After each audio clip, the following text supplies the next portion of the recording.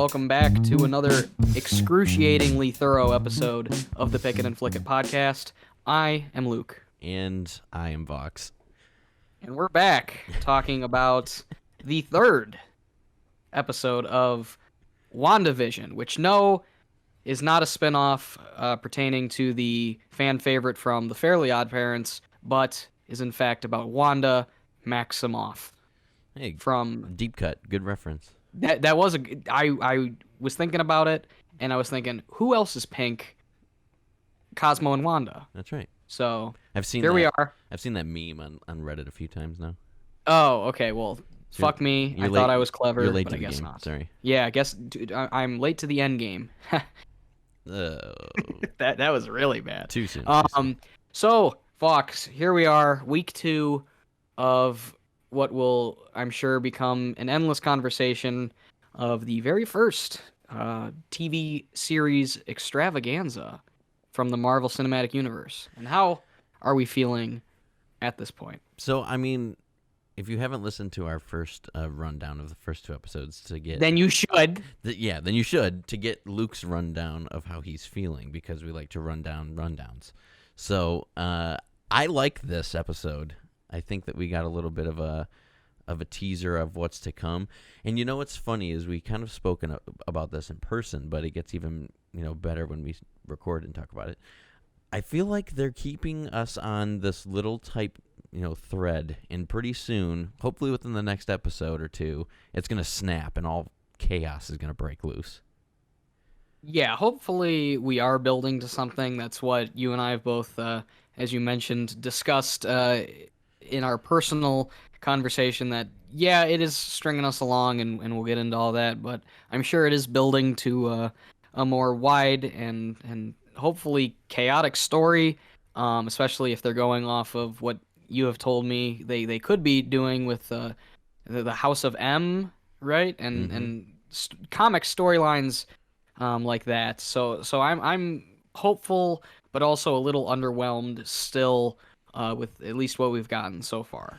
Well, I mean, I'm going to always jump back to the comics, but at this point, my knowledge of Scarlet Witch's life is going to start running out, so I'm going to have to start doing a little bit more research, because I only know so much from the storylines I've read, because honestly, some other storylines I just don't care enough about to continue to read in, massive amounts of comic and graphic novels. But from what I understand, to just start the episode off, as we got the end of the second episode, Wanda was pregnant, and now that's kind of like the shtick throughout the entire episode of episode 3, which is now in the 70s, right?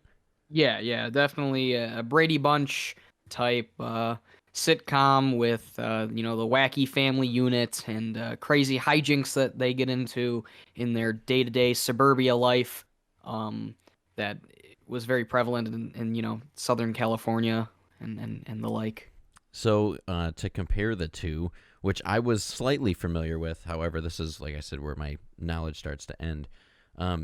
Wanda becomes pregnant and super pregnant really fast within like the matter of hours. So they kind of took that and ran with it from the comics, which I appreciated as a comic fan. But my next question through that story is how the kids are going to be related in the overall either A, universe, or B, just this series. You're a critic of the show, obviously, at this point. So was that kind of like something that was off guard for you, or were you just Well, first of all, I'm not a critic of anything. I'm just some guy. That's true. We're both just some dude. Yeah, we're both some guy who likes certain things just enough to do this. And like we mentioned last time, I would say, for the most part, I am a fan of what Marvel's doing, the Marvel Cinematic Universe, as well as comic book movies in general. I'm always fascinated with the DC side of things, because they either get it really, really right and make like a fucking masterpiece, or it's the biggest disaster I've ever seen, and I can't look away. Just 2 recent examples. Joker, great movie, loved it. Wonder Woman 1984 was literally so bad that I couldn't help but laugh. I felt like the Joker watching Wonder Woman 1984. Yeah, and for the record, I haven't seen 1984, and I probably will never see it because I just can't stand DC movies as they are in a whole. But so to go, I like to highlight the things in this that they're doing right. I've been talking to a couple other people. Every time I get asked, like, "Oh, I haven't watched the show yet. Is it good?" And we even were Yeah. asked that this morning at work, and it's like, well, it depends who you talk to right now. The thing that I Yeah, really go ahead. I was going to say real quick before you say that is I being critical because I've seen this already with just the little bit of other reviews I've seen people I guess responding to the comments of it being boring and not much happening. Is there the big defense is like, well, it's building to something up and whatever, and like on the one hand, yes, but there should also be enough interesting content to keep me coming back and not feel like it's a chore to continue the story. I agree and I disagree with you at a certain point Yeah, with and, that. and I don't want this show to be bad. I want this show to be good. I hate the mindset of like, oh, it's a Marvel thing. I'm gonna go into it and know it's bad. Like, I don't think anyone should go into anything like that, and Right. that's just silly in my opinion. Well, to throw a little shout out to one of our listeners, who's actually Natasha's dad, who is yesterday was his birthday, so happy birthday to him. In his mid-50s now, he grew up reading comic books and grew up with these heroes in his life, and he is still a nerd and is super excited that the show is That's probably happening. such a good feeling for him Oh, to have like absolutely. to have experienced because comic books were always like that, oh, the nerdy thing, you're a Mm-hmm. dork if you like stuff like that. It's got to be such a interesting shift in like the culture to see someone like Thor, someone if you've never seen Adventures in Babysitting, you'd probably have no fucking idea who that guy even was, to him being like a household name and Right. like up there with Batman. So that's a funny point that you make, and this will tie into my comment on the episode here. But he in that time period, it was the kids that were getting slammed into lockers who were reading the comic books, and then there was a weird shift that happened around like 2008, kind of. Because I would say that the Tobey Maguire Spider-Man were like and even Andrew Garfield, because that came out before Iron Man, right? Because Iron Man was what, No, 2008? no, no. No, That was like 2012. was So that it? was yeah, that was deep into Oh the shit! Well, MCU. that shows how Yeah, much I I think care. it either came out before or after the Avengers. If Well, so, regardless, okay. So I would still target 2008, like the first MCU movie, Iron Man, was the yeah, I know what you strange. mean. That was the Yeah, shift in the it culture was because, like, total shift. like you said with the Sam Raimi Spider-Man, is like those were great, but that's definitely a comic book movie. Like Yeah. Iron Man was the first time that like a comic book movie was like a real movie in the eyes of like the general public. It was like, this is an action movie, this is a comedy, this is a drama. It's not just Tin Man fights people. Right. And so my comment in criticism for the show so far is that they took like this aspect that we had seen in Spider-Man, the Tobey Maguire, where it was more of like a practical effects stuff with very little of the computer generated stuff. Like when we see him climbing up a wall, it's actually him just climbing on all fours and the camera's rotated, right? Yeah, So, just simple, it's Occam's razor to the fullest. yeah. How do we make this look convincing without $10,000 of CGI mess put over it? Oh, you make the set sideways so we can walk up it. Like Yep. just little things that still to this day hold up and still look great. And the thing that Versus the CGI in the first Spider-Man, which is a little iffy. yeah, very bad. So my thing is though is that the continuous use of like the practical effects in WandaVision is really cool to me, because not only is it highlighting the time period that it was in, using the effects that those shows did during that time period in the 50s, 60s, and 70s. It's kind of like hinting at like, yeah, this is an MCU thing, but by the way, we don't have to have so much special effects that are on the level of Endgame to tell a story. Whether you like the story or not, that's your own opinion. But to have the production value still keep its own because they're doing these practical effects. Like the one thing that I noticed in this, where the twist comes in, where they're using one of two, is the carousel with the butterflies. She puts up the carousel, the butterflies are fake, it's cool, and then they flitter away. The other one is when they're painting the baby's room. Like we only see the tips of the paintbrushes going into the paint because she's supposed to be using her magic, but we really know that people are, doing that, and it's just a cool practical effect that's been continuously growing throughout this series so far. So I'm always going to comment on that, whether it's the visual effects, the practical effects, or the audio. I think that's really tasteful in this, just personally. Yeah, yeah, I don't know. It's a conflicting thing for me because, like I said, I haven't been, you know, extremely happy with the outcome of these first couple episodes, and I'm sure, they're building to something, and I'm gonna look like a jackass that I said an hour and a half of the same tired joke. It is not, whatever. Once the whole season's out, the hindsight will I guess overshadow our feeling now. But again, I don't know. It's conflicting because I really appreciate the effort that is being put in to recreate these period accurate sitcoms. But again, there just isn't enough yet that is keeping me invested in a way that I think it should be, because it's such an interesting idea using like just what she has in her brain, an ideal world through the generations of sitcoms. Mm-hmm.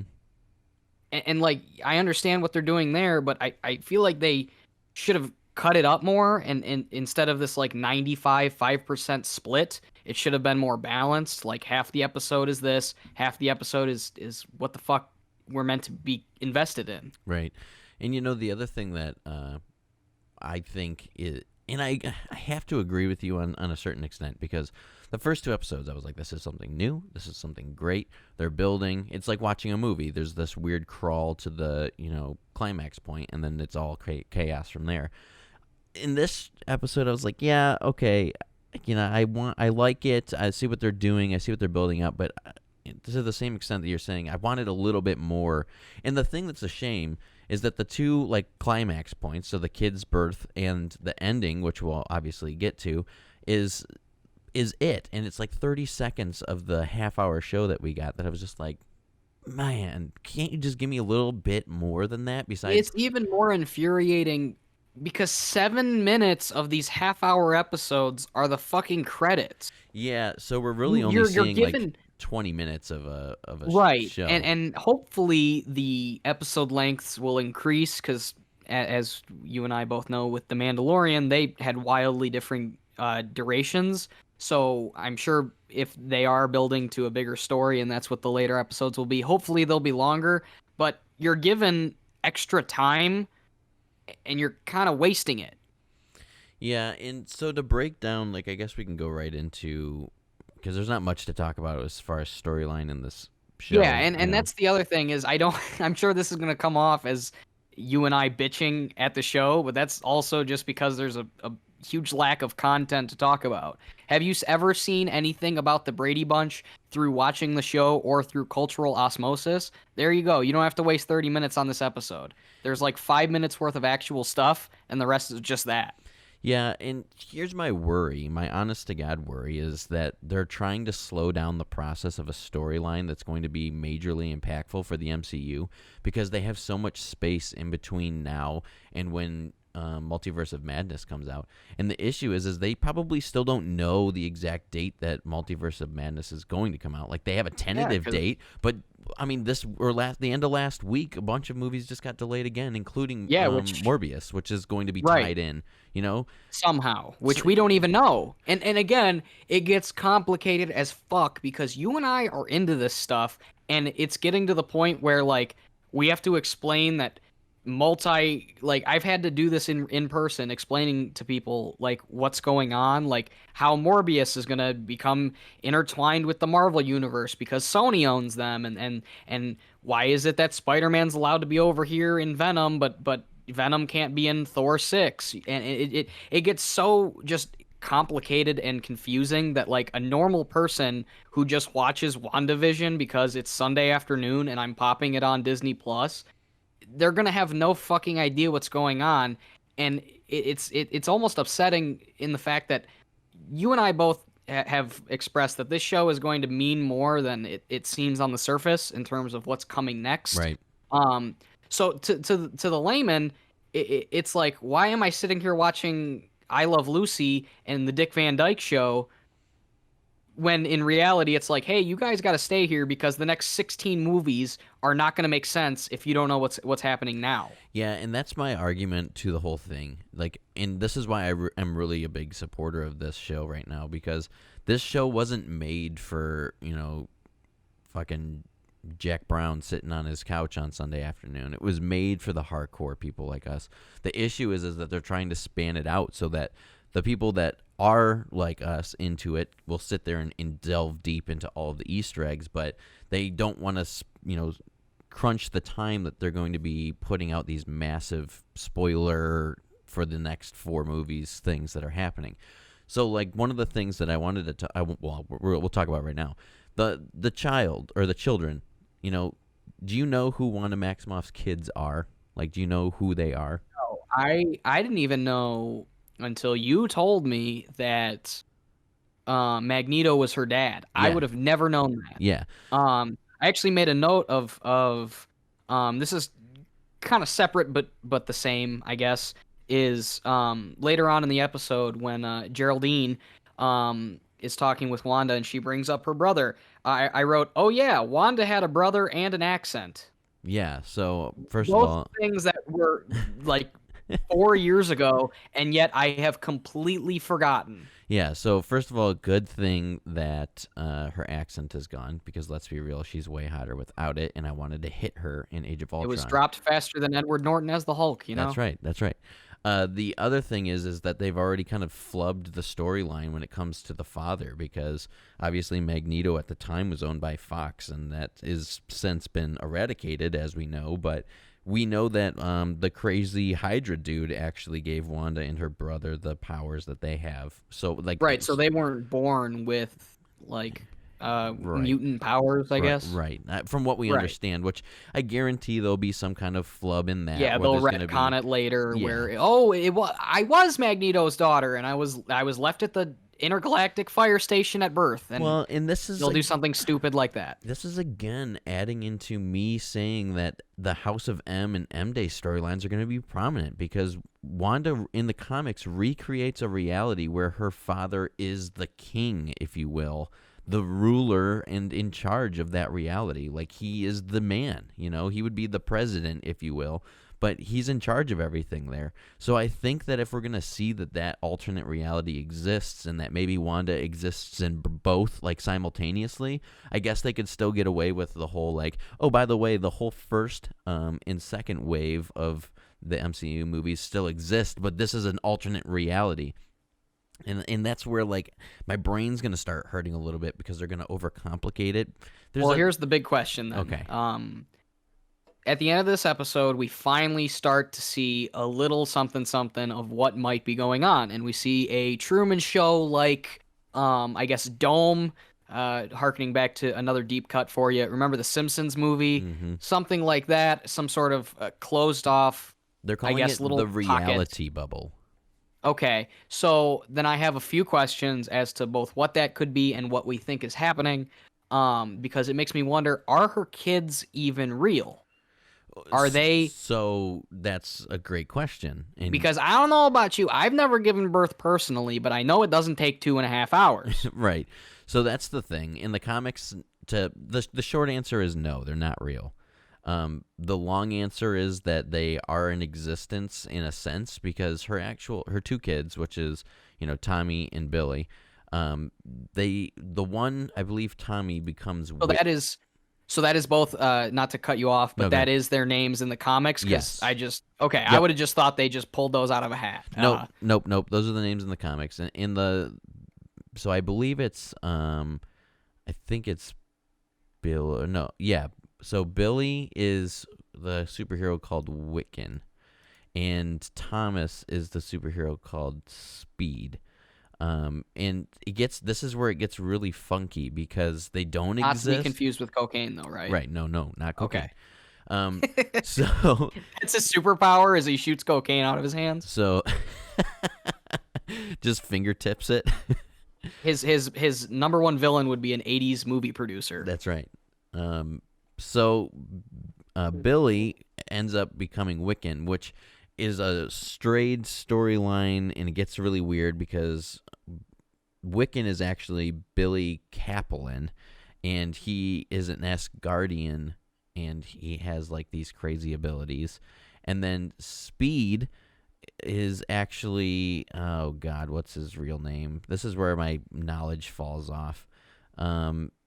His name is William Kaplan or Billy Kaplan. So their last names change. So they have the same first names, but their last names are different. Regardless of the fact, they end up becoming the members or founding members of the Young Avengers, which is also a storyline that I've mentioned I think we're going to be going towards. Because we could be seeing it as soon as Black Widow, as we have stated before. Yeah, and the other thing, just to add on to that, is that we have Kate Bishop in the works. We know about that. And played by my one and only love, Haley Steinfeld. Both you and me, man. Right. But we also... You can have her on the weekends. Okay. That's fair. I'm too busy during the week. But we also know that from what rumors have been unfolded from WandaVision, that we'll be seeing Hulkling, which is a like a shapeshifter, kind of like the Skrulls are. He has green skin. He has nothing to do with the Hulk. He can just shapeshift.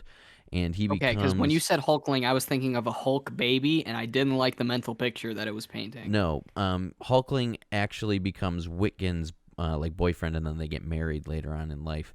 And Wiccan is again Billy. Do you think we'll be seeing that storyline in an upcoming Disney Plus miniseries? It's hard to say because it'll be like The Notebook, but with those two characters. Ooh, yuck. But here's my argument on it for that, like, to answer that question. Will we be seeing that? I don't see why they wouldn't. Like we talked about in previous episodes about how it would be very wise to bring in, like in our prediction episode when we went over all of the stuff that was announced at the Disney convention, it would be very wise for them to bring in Shuri as Black Panther because they're trying to, influence the heavy female roles. That's in the bag. Yeah. And I don't think why would they? Why wouldn't they do that? Well, that just seems like a hook, line, and sinker, like best case scenario that I could see the most people agreeing with. Because at the end of the day, it'll always be a very touchy and poorly, I guess, able to be talked about situation because it sucks. It really is just a horrible thing that happened. And, the money train's got to keep coming, so we got to get some sequels out of a movie that made $1.5 billion, right? Right. So with the idea of using a character that I would say is mostly liked, I don't hear any big objections to it. No. And I would think that's a good way to continue on that storyline without, we're going to have John Boyega is going to be Black Panther also, and, it just wouldn't look good, and it probably wouldn't be perceived very well by anyone. So the reasoning behind it, though, is female, she's black, and she's awesome character. What they're going to do with Wiccan, if they bring those in, is he's a male, and I believe, since Hulkling is technically a male, gay, and that would be their next, like, gay couple. And I know that sounds so fucking terrible, but I'm just saying, like, as a perspective to expand storylines on something that's already such a prevalent topic in the universe. Let's bring it back to our, I guess, unofficial motto of this show is, if you make it interesting and a good story, I will not ever knock that. Right. I'm willing, if you make it interesting and you make it well, I don't think anyone will truly give a shit. Right. But my point being is it's a selling point on all ends. So why would they not do absolutely. it? Absolutely. Both from a film goer and a producer, that seems like money. Absolutely. And the cool part is like, Hulkling's a dope-ass character. Like, he could do so much. And I remember reading some of the Young Avengers stuff, and I was just like, why is there a baby Hulk? And then realizing what he can do, and it was awesome. So I'm hoping that's the way that they go. The other thing you know what? If Hulkling is the size of a baby, if they do it like a baby Yoda, think about the merchandise. I don't know if it'll be a baby actually, but we'll see. I mean, it's we would definitely have a few flashback scenes specifically for T-shirts and mugs and the like. The other thing that I want to say, like as we round back to the episode, is that you had mentioned that he mentioned Petro, which is Quicksilver. and that he got killed by Ultron in this strange conversation that she was having with. Oh, the big question is, since Aaron Taylor Johnson played both Quicksilver and another comic book character, will we be seeing Kick-Ass in WandaVision? I don't think so. Were you ready for that question? I've already seen like people being like, "Oh, God by the damn way." it, just look at that. I know you're very slow on these, man. Gotta get your I shit know. together. I'm the Internet Explorer of WandaVision podcasts. So, anyways, Monica had said something to her like, "Oh, your brother was killed by Ultron in this strange glitch scene that we have in this," and then we got to see the whole like, "Oh, you're wearing a sword necklace." So it's just there's a bunch of things going on here. Can we take a moment so that I could humbly admit that you had to correct me today when I was under the initial impression that that was a upside down cross necklace, and Yeah, you had to explain to me that that was the sword logo, yeah. because that was the first time I'd ever heard the word sword logo out loud in a serious context. So I had to think about it for a moment because I just thought here was my thinking, if you would. I thought that that was an upside down cross because she was bad guy, No, she's good guy. and And do you know who she I actually know, is? and at the end of the episode I realized she good guy. Do you know who she is though in this context in the MCU? Please enlighten me. I don't She's know. the little girl from Captain Marvel. No shit. Yes. So that's Cause the okay, cause either you have told me or I saw some video about it, saying that that little girl was gonna have a role later on. right. And we had talked about that in the predictions thing from last year, where because I was hoping that that little girl was going to become Ironheart, which is what I was super excited about because it was again one of those things that they are just like missing the train on. She's idolizing Captain Marvel. She's huge on like the woman power thing. She's black, which fits the character of Ironheart, and she's like this little badass chick. Why would they not take her as a character and turn her into Ironheart is beyond me. I don't know, but anyways, she's in WandaVision now as a sword agent. Now in Go ahead. And son, we the actress who plays this character was in If Beale Street Could Talk, a pretty good movie that came out a few years ago, because I was watching this and the whole time I had one of those where do I know her from things. So honestly, the only thing we do good around here is saying where other people are from. So here's that one. If Beale Street Could Talk, check it out. I will have to check that out. I haven't seen that. The thing that I have done my research on, we've seen Sword in Marvel only one time, which was the end of Far From Spider-Man Home. Far Yep. From Home. So they actually changed the name of this organization from the comics to the MCU movies. So in the MCU, it stands for Sentient Weapons Observation Response Division. In the comics, I believe it's Sentient World Observation because Sword protects the world. Now, the distinction between the two, and I've done my research on this a little bit now that a couple of episodes are out, and I'm trying to figure out on my own accord what they could possibly be doing. I think the weapon thing is that they're going to try to continue what they were doing in Civil War, which is making the superheroes register as deadly weapons. Because in Civil War, the comic, the big thing is that the team's split into two. The whole universe is divided because half of them are saying we shouldn't have to give up our actual identities and we'd be able to wear our costumes, masks, and capes and be able to be safe. And the other side, like Tony Stark, is saying, what's the big deal? I'm already out. People know that I'm Iron Man. Just register so they're not afraid of us.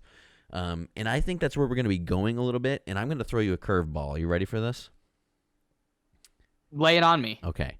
In Civil War, the comic, okay, the reason why the Mutant Registration Act becomes into play is because the Young Avengers, I believe that's who they are, and I could be mistaken, but the Young Avengers are trying to take down a superhero called Nitro.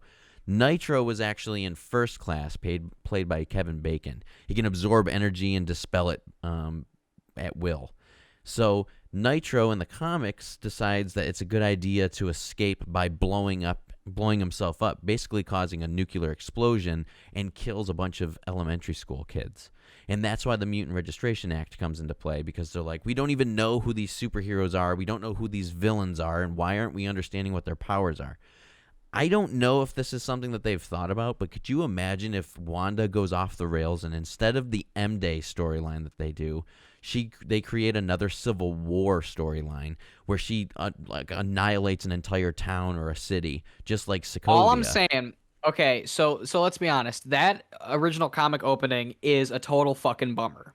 I Yes. don't think Doritos would be okay with Iron Man's face on a bag of chips in the movie where it starts with a bunch of little kids getting evaporated. Okay, but on that note, if they start or use that exact plot or I guess moment in a show or movie of an elementary school getting obliterated, I will never have a bad word to say about a Marvel product ever again, because that would be the most insane thing I think they could ever do. Yeah, is something that extreme. So, anyways, my whole thing is I think that the bringing in of the Weapon Observation Response Division is seeing that Wanda's obviously now using her powers to be weaponized, and she's understanding that she can do this because we've seen it time and time again in the first 3 episodes so far, that she's able to reverse time and glitch things out. We got a cool glitch scene, which I thought was really well done in episode 3. I don't know how you feel about it.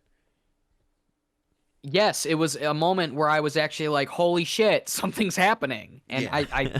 it's crazy when they start doing something. I enjoy what I see. Right. On that note, we also had a something ripped right out of A Nightmare on Elm Street 4 with the time skip is what we could call it, because it just kind of backs up without a moment's notice. It just happens, and we keep going, and I want to see more shit like that. We see it. Harkening back to episode 2, we get it for like 10 seconds with the beekeeper guy, and then we get it again here. More stuff like that. Come on, you got all the Disney dollars in the universe, and you're wasting it on a Brady Bunch joke. Yeah, I feel you. So to continue, I think we're approaching the end of where our predictions are and what's going on at the end of this. Right. You've mentioned the beekeeper guy, which, oh boy, this is. I just segue perfectly into what you wanted to say? Yeah. So how about that? Really good, considering we're not in the same room. We talked about Mephisto in the last episode being like he's pretty much the He made devil. it on the thumbnail. That's how you know he was important. Yeah. He's like the devil of the the Marvel universe, not the MCU, just the comics. But anyways, he's actually the Lord of the Flies, which now I'm saying this because the beekeeper was maybe surrounded by flies, not by bees. He didn't have time to analyze every frame to check whether they were in fact bees or flies. Right. So I apologize for that we're not that dedicated, but insert the fly or the bee movie joke depending on what it turns out to be later. So I think that we're going to see a little bit more of him, hopefully, in the next episode, because there is another villain organization that I guess has been mentioned already before, and I might have missed it, that wears beekeeper-esque costumes, and they're yellow, and I believe, oh man, I'm going to butcher their name. I want to say it's like Raid, but I don't think that's what it's called. Shadow Legends? What? Oh my god, this video is sponsored by Raid Shadow Legends. Oh, no. Could you imagine? Just kidding. We're not sponsored by anything. No, but we're not. Could you imagine? Imagine someone's listening the whole way through this and they're like, oh, god damn it. They hit me with an ad 47 minutes in. But anyways, yeah, I think that's where we're going to see. Now, the ending scene, which you had mentioned earlier, when Monica gets thrown out of what is being called the reality bubble, and we kind of get to see just a little glimpse of that, is this weird octagonal RBG bubble that's surrounded by an actual town called Westview, not just some imaginary town. So we know that these people or we don't know, but I'm going to assume that the people inside of this bubble are now hostage and at Wanda's will, which is why when Monica gets thrown out, if you noticed this, she was like asleep. Yeah, yeah. So was she knocked out, or does she? No. Is it like a simulation and she gets broken out of it, Yeah. or how? Yeah. That's it. Okay. I'm gonna assume that they're all in some kind of trance, and it wouldn't surprise me if they go kind of Stranger Things on us, and if someone goes inside of this reality bubble and kind of like looks around, and there's just a bunch of people like kind of floating or staring at the sky, Yeah, just okay. Well, just here, let me get you want me to get crazy deep with a thought I just had. okay. What if the Vision we see, who arguably is the best actor for every decade so far. So good on Paul Bettany. Um, he's convinced me that he can do any decade. And What about your woman? Your oh, Catherine Hahn. yeah. So far also, but I knew she was going to be good. Yeah, yeah. Paul Bettany didn't see it coming, and he's really impressed me. But here, what if they have somehow, whatever this turns out to be, whether it's Sword or whoever, whoever's doing it, let's say it's an organization, is this version of Vision that we see entirely created by them and Hmm. used and is going to be used later on to manipulate and or harm Wanda. I mean, I don't know. I don't even know where to go with Vision because I'm still assuming that anything Right. inside of that. Since we know so little, this show could go in any fucking direction, truthfully. Yeah. This is just what we're kind of grasping at straws, but also I guess pitching what we would like to see. Well, here's what we do know at this point: that Sword, or at least presumably Sword, has surrounded this reality bubble, creating a perimeter to secure the area. And 2319. yeah, that's right. It looks similar, and then here's a throwback for you. It looks similar to the way that Shield kind of established a perimeter when we discover Mjolnir in Thor, if you remember Okay. that. So it's kind of like the same thing, and I bet they're playing on each other because Sword and Shield kind of team up and go, Ooh, places. can we please get Sam Jackson in the finale in any capacity? Oh That's just man, it's gonna happen come. because Oh, it's gotta look happen. let's look at just for a second the finale of Mandalorian. Like that was what we're talking about the So you're best. saying we're gonna get another big, Yeah. Oh yeah. unexpected character Are you within kidding the me? finale? Absolutely. They had Luke Skywalker hidden so far under a goddamn rock that not even the Right. caveman could find him. So Which is funny because we just saw him a year ago, and yet it feels like it's been 4 decades since we saw the motherfucker. I know. How does that work? I know. But So it's exciting. I'm excited. but on that note, we were talking about your what was Wanda's son's name again? Which one? William or Thomas? Billy or Tommy? The one who Wilkin. Uh, it's Wiccan. Yeah. Wiccan, sorry. I was looking into both Hulkling and that character while we were going. And do you know who Logan Lerman is? He's an actor. No. Okay, well then you might know a little franchise he was in, Percy Jackson. Oh. He was also in a movie that I fucking love, Fury, with Brad Pitt and Shia, Yeah. Yeah. my main man. And they're saying they're I guess fan casting him to play that character. Ooh. I wouldn't be mad about that. He's pretty cool. No, he seems like a real charismatic fella. So Yeah. I would more than be willing to see Percy Jackson in the MCU. So Yeah. make it happen, Hollywood. That'd be cool. You heard it here. I want to say, as we're talking about this final scene too with Sword, there was a post. I follow a subreddit called Marvel Universe Spoilers, and Jim fails. yeah, and about 2 years ago, I can vividly remember this. It was in the middle of 2019.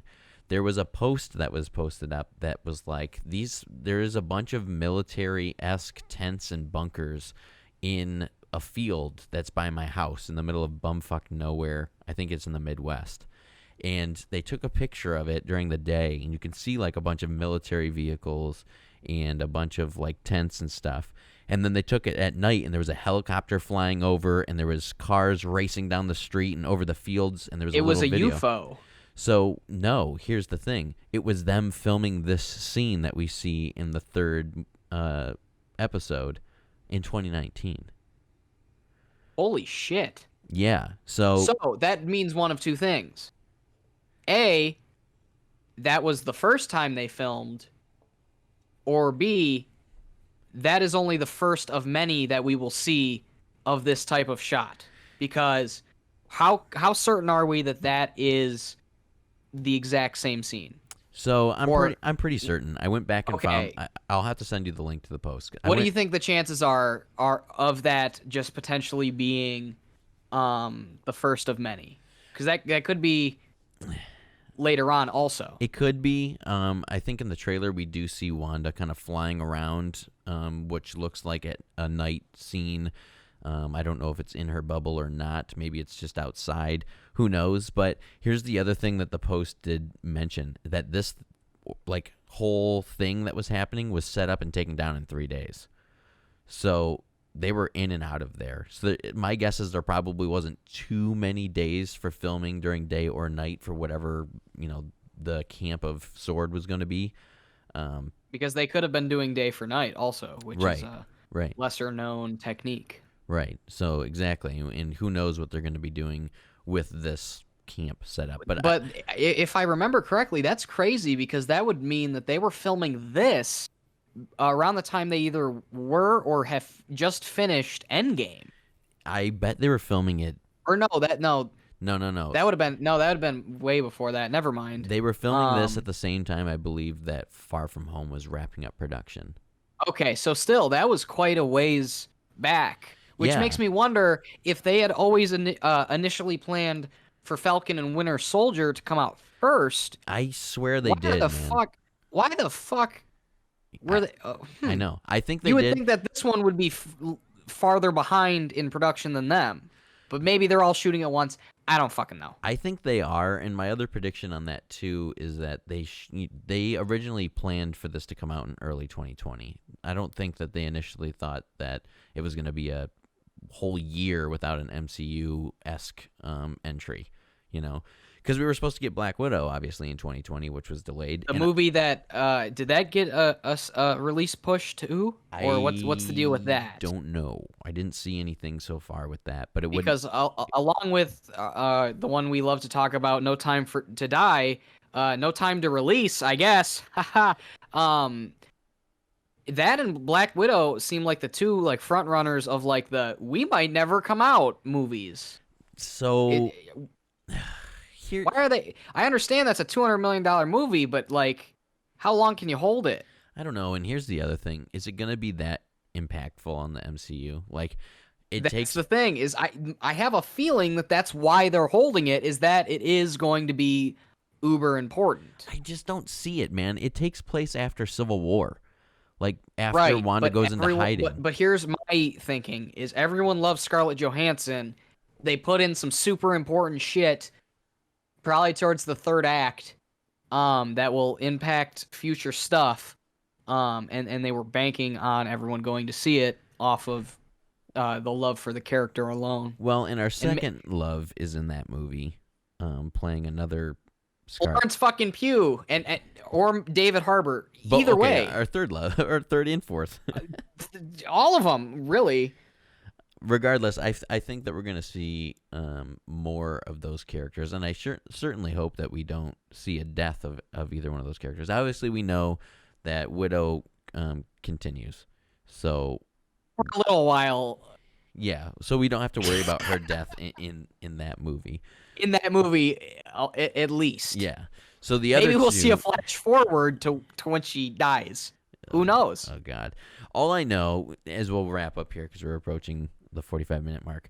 All I know though is that we've officially seen Sword's activity in the series. We know that she's having kids that we know are in existence outside of the strange realm of consciousness we call Wanda's brain, and we also know that the glitching is becoming a little bit more prominent, and we're gonna see some probably really interesting flash forwards, flashbacks as Wanda starts to lose her shell. Right. So in summation, after around give or take an hour to an hour and a half of content, we can safely say something is happening. It's not, as you've said already, it's not happening fast enough, but something is happening. But we can say something is happening.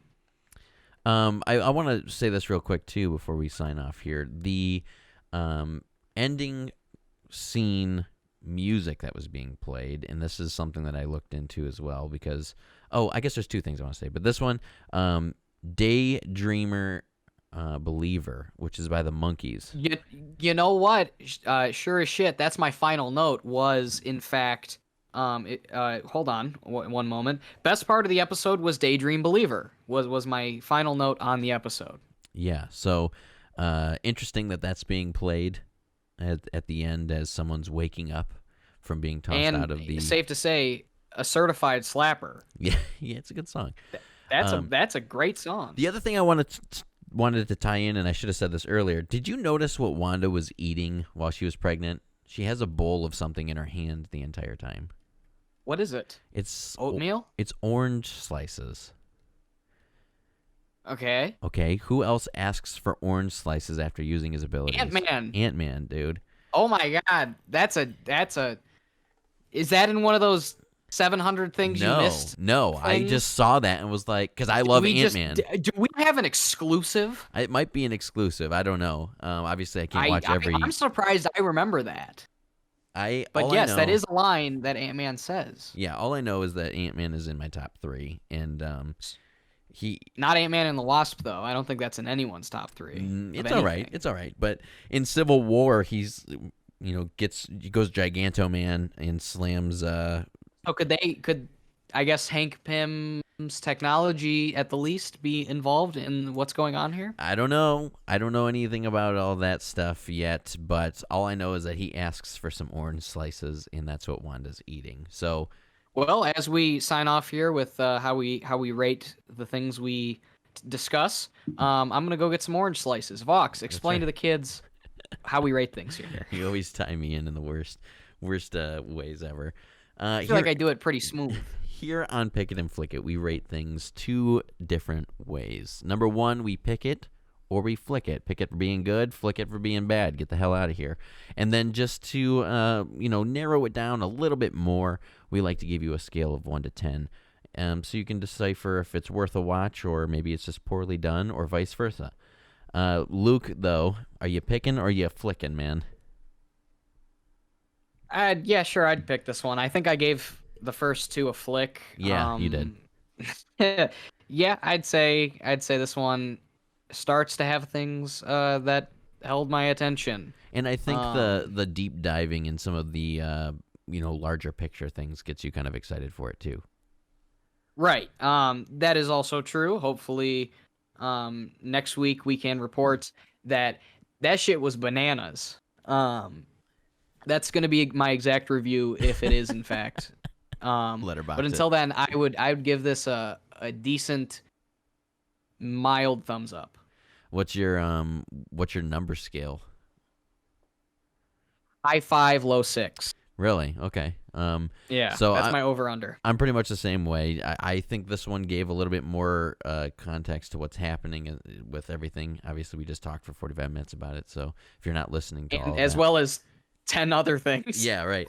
I'm gonna say a 5 on this one. I think I gave the first, and I could be wrong, but I think I gave the first 2 a 5 as well. So it's not like tanking my attention yet, but it's definitely not like oh shit. But I feel like we're gonna get there, and Friday's not too far away, so hopefully that happens then. But until then, what should the fine audience do? I don't know. Wipe your butt. Dislike, unsubscribe, and give us some hate comments.